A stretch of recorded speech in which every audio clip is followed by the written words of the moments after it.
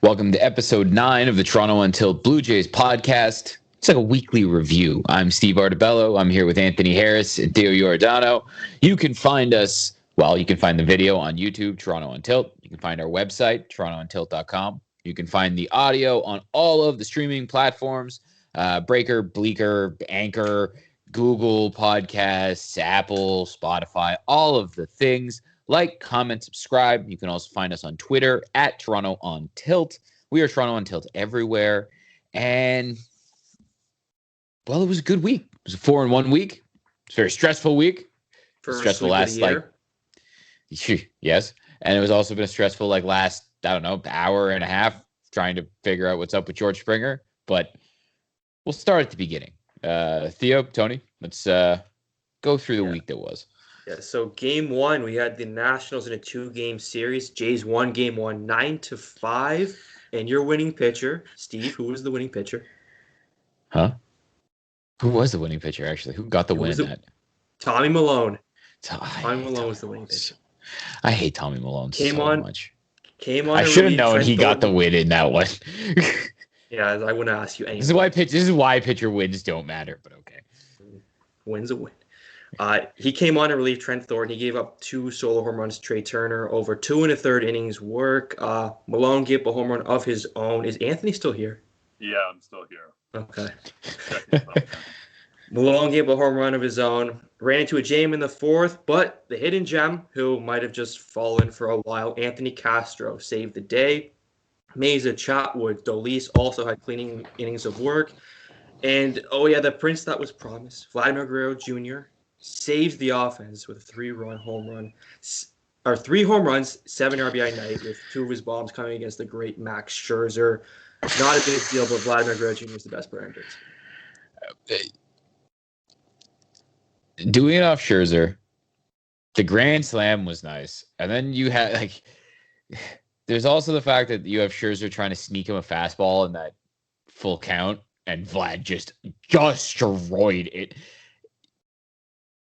This is everything we've been promised. And it got even more ridiculous in the Brave series with the fact that 69% of the pitches he's seeing aren't in the strike zone, which is hilarious. He's getting the Barry Bonds treatment. Vlad's ridiculous, and just enough with the Tommy Malone. Enough. I just read facts. That's not me saying anything. It's just he got the win that night. I had to let people know. How many runs did he give up? I think 3. Was it 3? I'm checking now. He gave up 1 run, 1 earned. Yeah, he gave up 1 run that night. You guys need to relax. That night. One inning. He had 3 hits, 1 walk. I don't know how he only gave up 1 run. There we go. Exactly. But it was great. Vlad having this 3 home run night. Vlad having 7 RBI, I want to say, altogether. It was pretty ridiculous. I mean, here's the thing. Sometimes when they come up with records, it's or the first person to ever do that, it's okay, that's a really weird, obscure stat. But when baseball's been around for as long as it's been around, it's got 140 years of history. When you're the first player to do something or the youngest player to do something, it is kind of important. So Vladdy's the youngest player to hit 3 dingers with a grand slam mixed in there. So that was cool. And he hit one off a breaking ball too. He was showing all of his skills. It was great. Oh, he's crushing everything. It doesn't matter what it is. Yeah. You got game 2? Yeah, the next game was not as positive. They lost 8-2. Steven Matz was not sharp. He only had 1 strikeout in the game. I guess a team that saw him a lot when he was a Met. So that's true. I didn't really think about that while the game was on, but now you mention it. But a few hits, few balls finding holes, but then he gave up a 3-run home run to Josh Harrison of all people. Oh, God, it just wasn't his night. And Eric Fetty completely shut down the lineup. He only gave up 1 run over 6. But then they had 2 solo home runs later on. Bo and Lourdes hit 1 each, and I think I kind of set the tone for Lourdes the rest of the week. But yeah, it was a rough one. Not a lot of positives. If you would have told me 1 game, I was sure we were going to win this week. It would have been that matchup. The Eric Fetty start 100%. 100%. I thought for sure they'd lose the Scherzer one and crush Eric Fetty. I thought the scores would be flipped. Pretty much, yeah. Fetty's been like okay this year. His track record's not good, but this year he's had a couple of okay starts. So it's just baseball for you. Early season baseball, a lot of weird shit happens. Yeah. You know what I mean? Before we get like fully into May. And yeah, it's interesting. Unfortunate game. Steven Matz has been great. He's allowed to have a stinker. And yeah, that was a team that he faced a lot, considering they were in the same division as the Mets. So they know Steven Matz a little bit better than a lot of other teams. So it was unfortunate, but hey, the rest of this week went pretty fucking well. Yeah, we'll get into that right now. Against the Atlanta Braves, the scuffling Atlanta Braves come into Florida. Also, Alex Anthopoulos' Atlanta Braves. Just want to say Shakin's gotta be feeling pretty good right now. Yeah, they really wanted this series, definitely. That's why Springer came back. That's why he's DHing. That's why they're like, no, listen, you might not be all right, but you have to fucking play. You have to play against the Braves. It has to happen.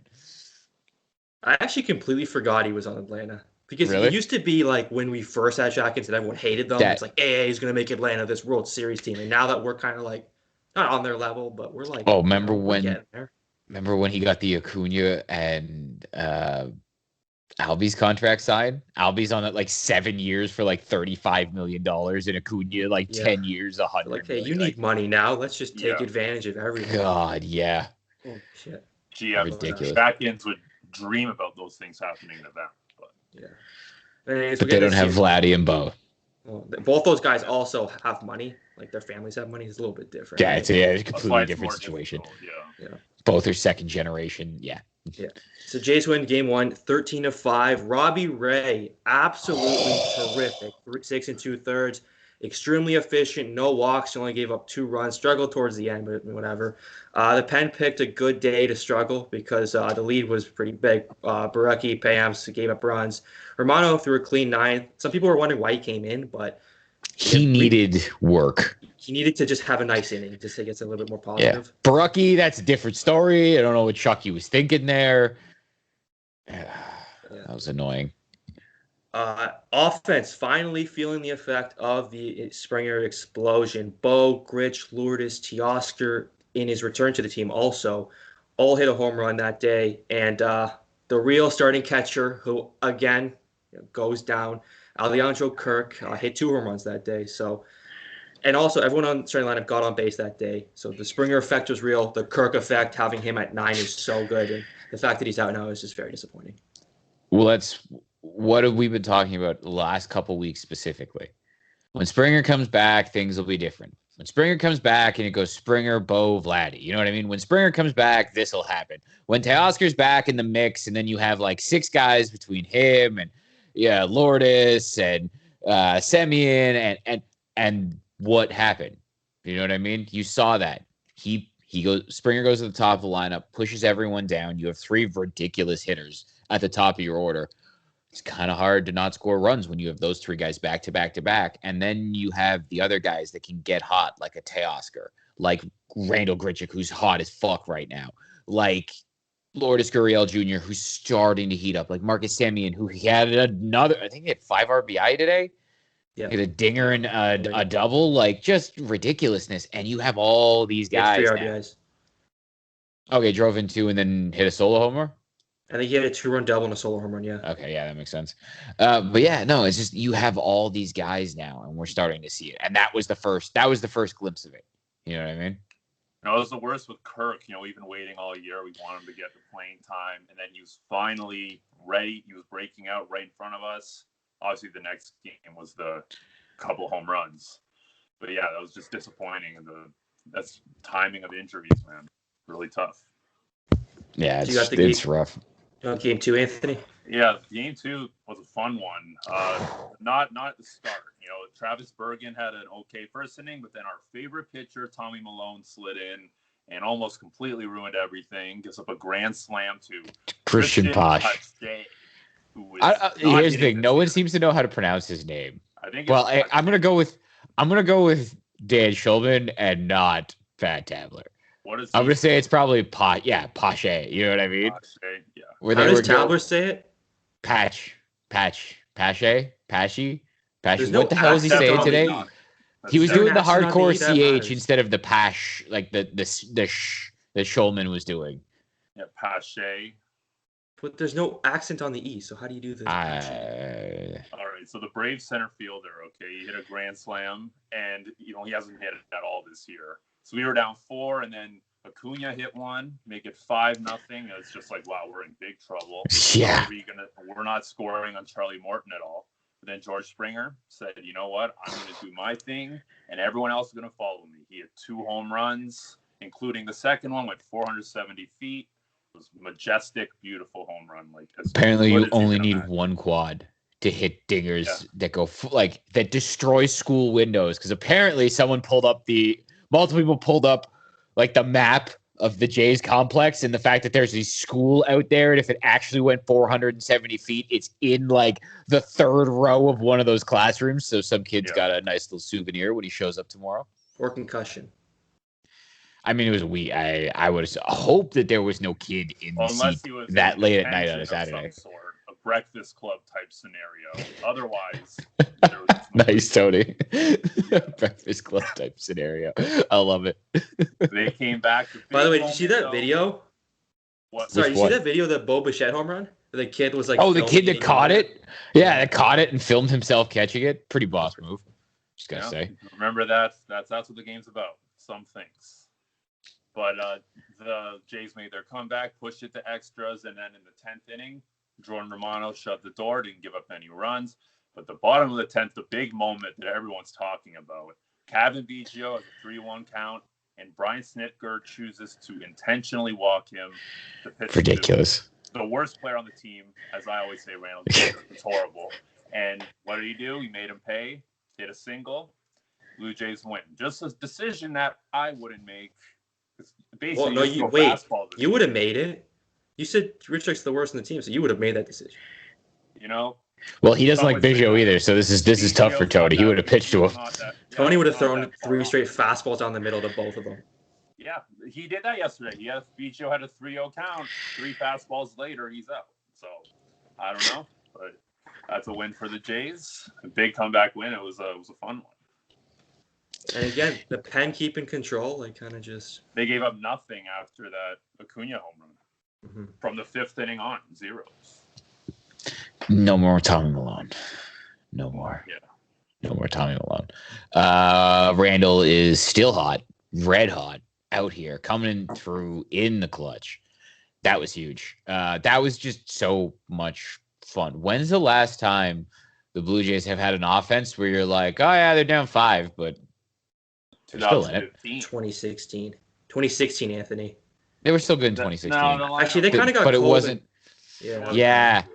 2015 was the only time where it really didn't matter what the score was. You were just like, yeah, they're still in it. It doesn't matter. Couple of bombs, they'll be in it. It's fine. If I remember 2016, that was like where September, everyone was just bitching like, we're not going to win the division this year. It doesn't even matter. Like, this team sucks right now. Does the 1-game playoff even count as playoff baseball? As if this market was too good for a 1-game playoff. We started feeling ourselves pretty quickly. Everyone just expected a World Series from the team. And then they only won 90, 91, 92 games, something like 90 games. I think it was 89.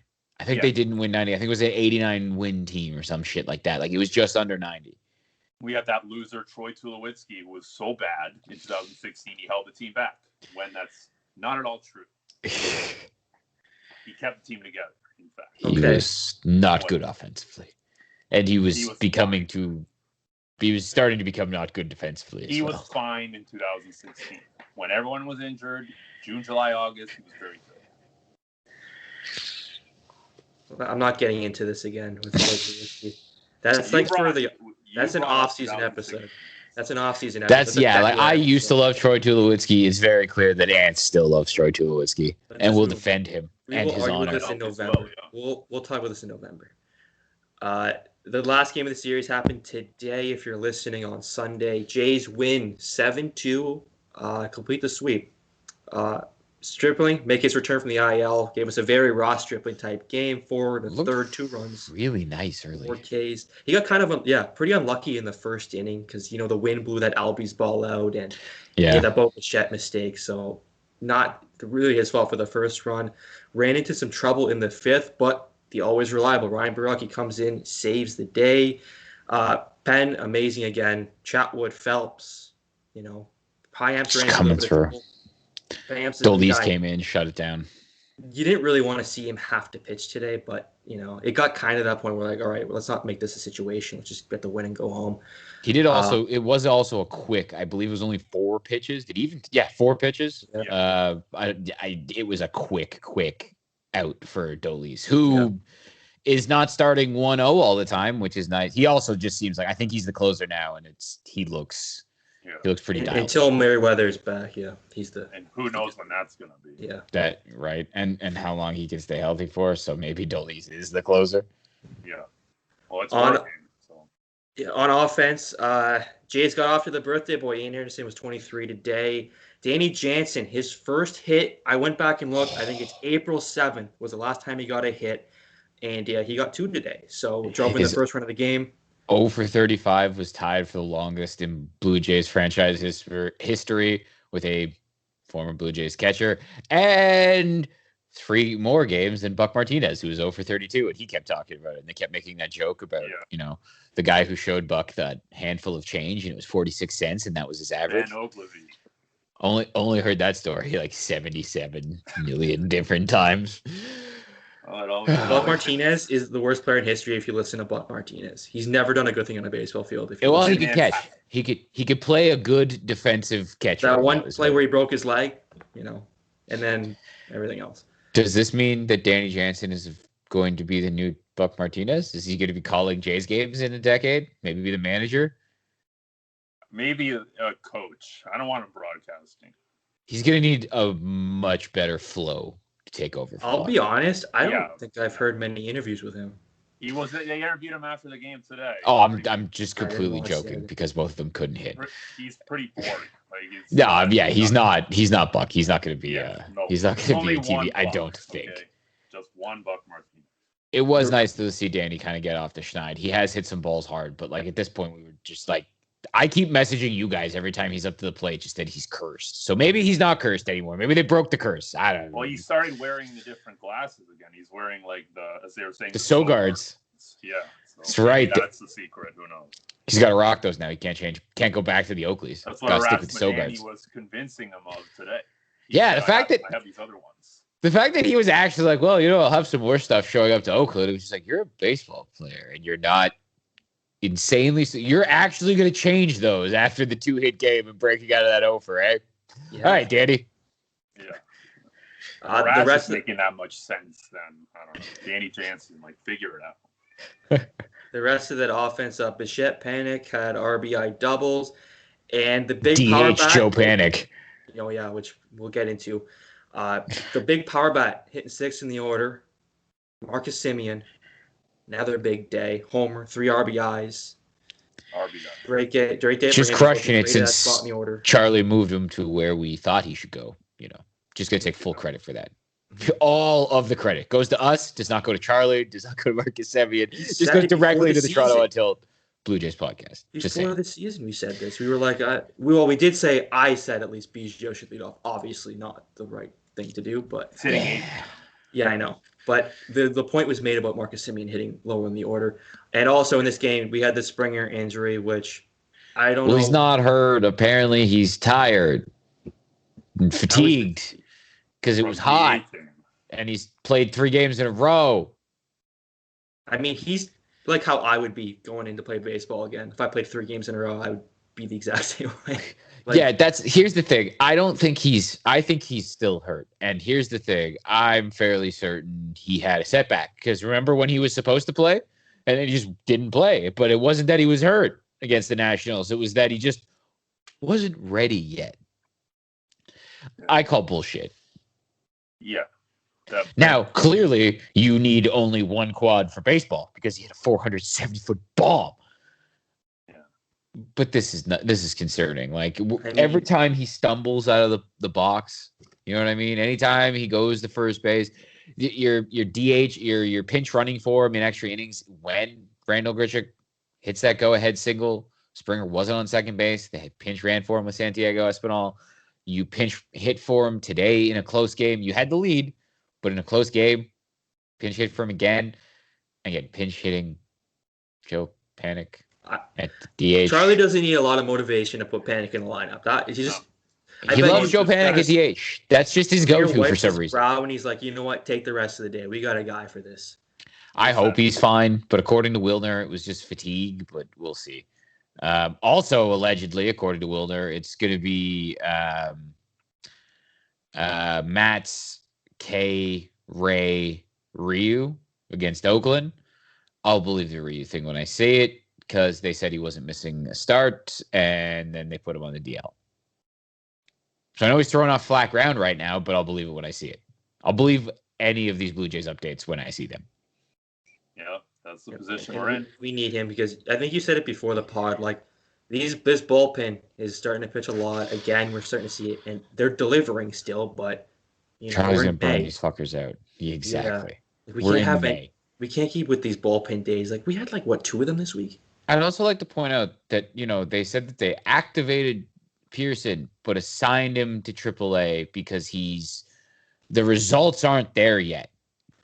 Remember when I came on this podcast and said that the results don't actually matter because it's like spring training and it's just stretching them out, and what mattered was the amount of pitch. So what the fuck is going on? Are we screwing with his service time? How bad does he look? You know what I mean? Is he throwing 91? Because apparently he hit 100 in the rehab start. So what? This Tommy Malone, that's better. What? Want to know? Well, service time now is out the window. You can bring anyone up. It's already started, right? That's I don't get what's going on here. I don't here's the thing. There is some service time fuckery that can be had. You've seen it with guys that did play last year where they were held down for longer periods because that they got their debut last year, but you can still get years of service or pushback, arbitration, and just things like that by screwing with them. And I almost wonder if that's what's happening now. Trying to get Super 2 or whatever. Yeah, what's going on? Why are they? It can't be performance. I don't believe that either. Because they need him. They DFA'd. Yeah. I would like to point out though, kudos, they DFA'd Tanner Roark. Yeah. I've been on the fire him into the sun train for a long time. And they did. So I'm happy about that. But they did with Troy Tulowitzki. They got him out, and we were saying, why haven't they done that with Tanner Roark yet? And they did. So good on them. Working back the Tulo thing. Nice, Tony. Nice. And just relating to previous. Tulo made a fuckload more money too, right? I think they just finished paying off at Tulo. No, this is last year, where it's a little bit less. I think this is the year where it's $5 million because it was the buyout. You know what I mean? Where this was the final year where instead of the full 20 or 18 million, I think it was 18 last year. This was the year where it was 16 or a $5 million buyout. I think that's what this year was. Yeah, that's what it was. But it's just, I don't know, man. The rotation needs help. They desperately need help. I'm starting to get worried about Pearson. Now, granted, we were worried about Vladdy, and it's going pretty well. Well, maybe we weren't worried about Vladdy for an injury reason. Yeah. Right. We were worried about Vladdy for performance, and I don't think we were that worried. It was more this Pearson thing. It's the second injury, right, of his major league career. Yeah, and it's okay, it was groin. It's not that bad. Then there's the setback, and then I was talking with you guys. I thought they were going to take this as an excuse just to push his innings back, to protect his arm and all that kind of shit.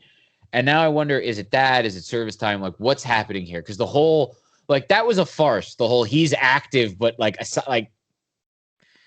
because we were told he was coming back. You know what I mean? That he was supposed to be on this team. He's activated but assigned to Buffalo. Yeah, teams don't usually say stuff like that. Usually it's just now he's getting some rehab starts. It's not usually he's off the injured list, but he's in. It's just I don't know what they're doing. Right? I found that interesting that's how that whole thing was worded. I don't know. Also, wasn't there hope that he would start the season with us? Yeah. Yeah. Early in spring training, at least. Yeah, it was before he had his setback. Oh yeah. You know what I mean? That's the thing. That was that's what I mean. What is going on? And it's not like we're seeing guys knock the door down. You know what I mean? It's not like they've had all of these great performances from a different kids. We're seeing bullpen days on a regular basis. Yeah. You know what I mean? That bullshit about stretching Trent Thornton doesn't seem to be true because he just pitches 2 innings. That's it. Maybe it's because he's not good enough to be stretched out to be a starter. That could also be it, but Yeah. Well, now are they going to hope Ross Stripling's that guy? Like, give him 4 innings an outing and deal with that? you guys know where I want Stripling. I want him to be the swing man at the end of the Sun? bullpen. Oh, that was Rourke in the Sun. No, I want him in this. Yeah, exactly. The Tanner Rourke I wanted to fire in the Sun. Stripling is your 7th, 8th reliever as the guy who can make a spot start, who can come in to mop up when the game's getting away from you and kind of keep it in line. You know what I mean? I like him in the role that they've been using Tommy Malone. Just because Stripling, I think, can be used in that role and actually be useful. Yeah. Like, if we Right? could get 4 innings out of Trent, that would be cool. We only get 2. So, like, That, I don't right? get Like, so I don't know. And Stripling at least has a plus curveball. Like, curveball looks good. Fastball's 93, 94. If he's in the bullpen, he's pitching like an inning or 2 less. Maybe it's 94, 95. Who knows, right? Like, it's just he's got stuff that I'm kind of interested in. So the one thing about Pearson, because you were saying how you didn't want to ideally have him build up in the majors and pitch maybe a 4-inning game. Hopefully with this, maybe he comes in full strength and he just pitches like normally. Like, that's the only thing. Like, the only thing I would hope is that he makes his first appearance. I mean, God, the season today's the 2nd, so I think the season starts tomorrow in Buffalo. It starts this week, anyways. I think it starts on Monday, though. I think they play their first game tomorrow.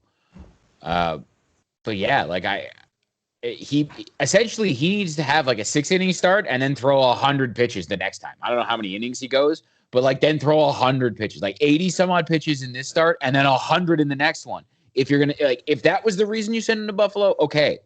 But again, like you didn't say that. You said it was performance based, which makes no sense. No, because with those outings and like you're just working on shit. You're not trying to pitch to get results. You're pitching just to make yourself rebuild. It's spring training, basically. Yeah. I don't know. It is kind of concerning, and adding on this Springer news, and they timed that Springer news perfectly with the Ryu. Like, oh, Ryu's gonna start, but Springer, and everyone kind of like, oh, who cares about Ryu right now? Oh, they slid the Ryu IL news in the greasiest way possible. Yeah.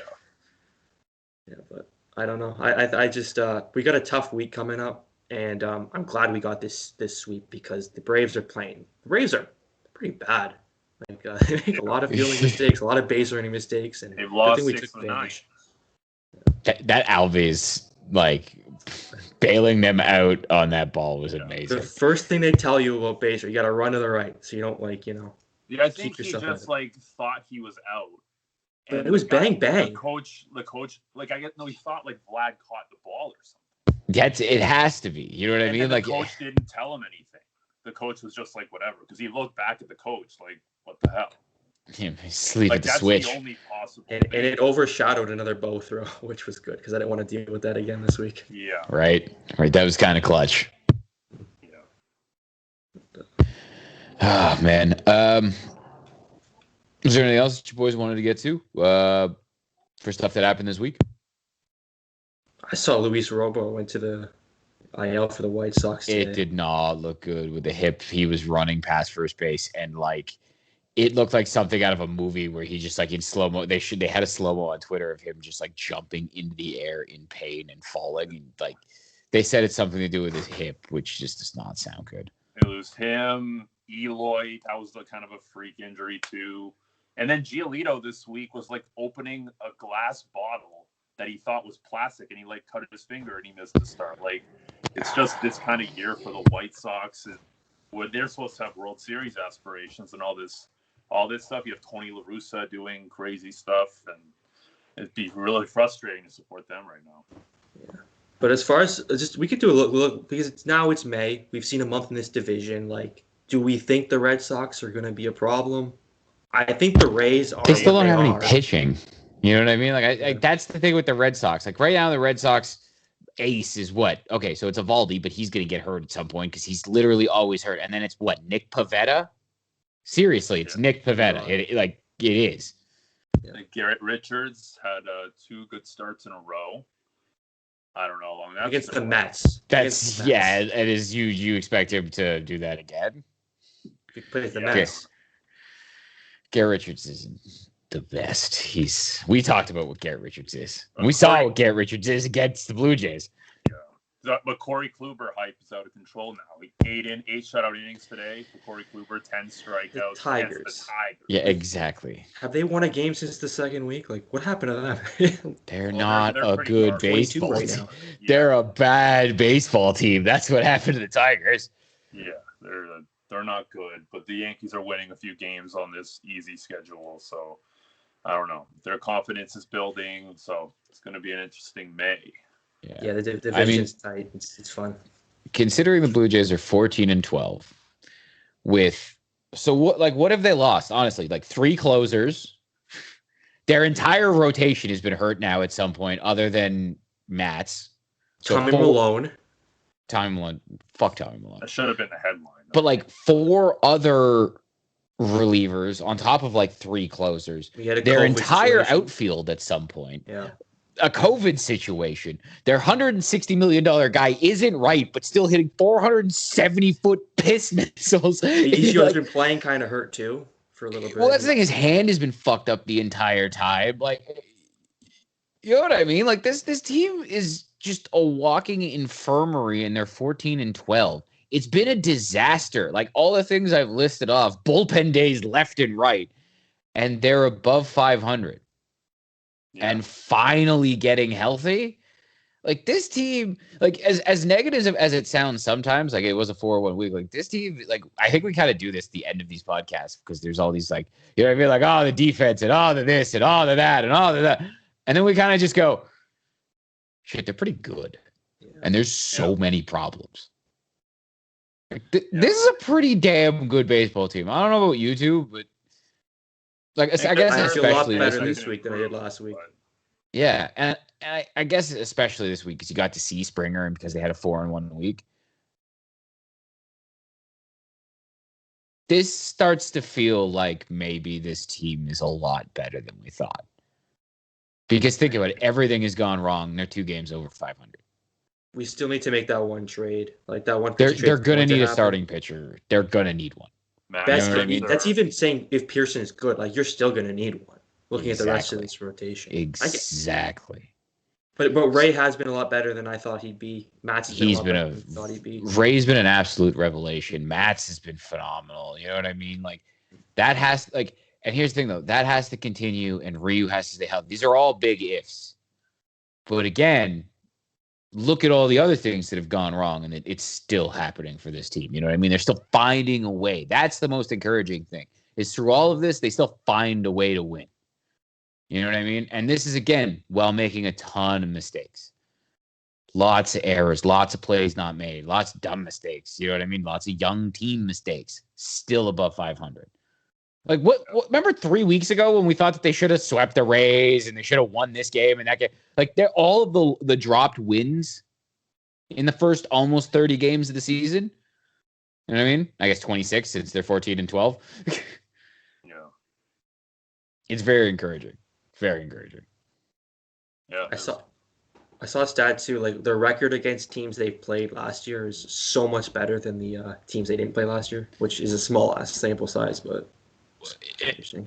It does also make sense because these kids, they're new, right? And they're starting to see guys again. And it would make sense that they're starting to feel a little bit more comfortable when they're, getting another look at guys.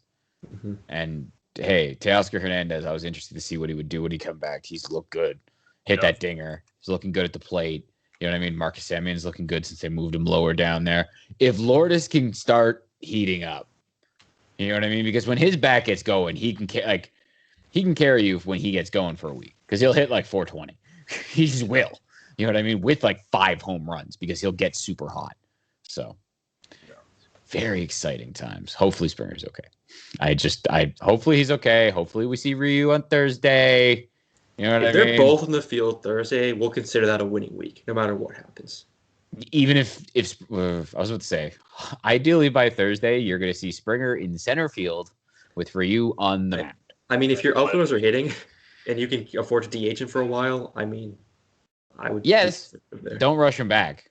But ideally, the guy that you activated off the IL will be able to hit the week after he gets activated off the IL, right? Right? Is that asking too much? Kind of. Might be. And we're gonna dodge Jesus Luzardo this week. Did you hear what happened to him? Oh my God. Jesus Luzardo got angry, and what did they say? He bumped a table after playing video games and broke his hand? And then they let him pitch. So he punched a table and broke his hand. Because let's be honest here, he didn't bump into it. He broke like one of his fingers on his throwing hand, and they're like, "Yeah, you can pitch," and he sucked. What a joke! What a joke! So I don't know. I mean, we've all been there. We've all wanted to punch something during a video game. We may have even punched some things during video games. I broke my hand gambling this. I got a big cut in my hand gambling this year on football. Serious? How did you? I don't know, man. Who knows what happens during these times? Nice. In these crazy times, yeah. In these unprecedented times. Yeah, they're precedented now. It's been over a year. All right, boys. Anything else that you want to get to before we wrap it up? I think we're good. I think we're the best team in the AL East. That's all there is to it. Yeah. You think so? Jays are pretty fucking dangerous. Time to get excited. You only need one quad to hit 470-foot fucking rockets. It's fine. It's fine. Everything's fine. Fine. Ortiz right now. He's just DHing, hitting home runs. I feel like the Blue Jays are the embodiment of the dog sipping coffee while everything is burning down around them, saying it's fine because they're 14-2, but it's fine. It's fine. Things are good. Yeah. Hopefully everyone, like I said, ideally next time we have this podcast, we will have seen Springer in center field and Ryu will have taken the mound on Thursday in Oakland. Also, revenge series for Marcus Semien. Yes. They wouldn't give him a qualifying offer. Didn't they give him state? They didn't give him a qualifying offer. His home state where he thrived and developed as a player. It'd be a shame if you hit like 5 home runs this year. That'd be great. I mean, I would definitely bet the under on 5 dingers, but hey, if you could do it. But I was being generous. But no. All right. That's all for episode 9 of the Toronto Untitled podcast. I'm Steve Artabello with Anthony Harris and Theo Giordano. You can find us on our website, torontountilt.com. You can find us at Twitter, at Toronto Untilt. You can find us on YouTube, where this video will be posted. Like, comment, subscribe. That's Toronto Untilt. And, of course, the audio can be found everywhere. Apple, Spotify, Breaker, Bleaker, Google Podcasts, all of the things. Like, comment, subscribe, tell your friends. And until next week, see you guys later.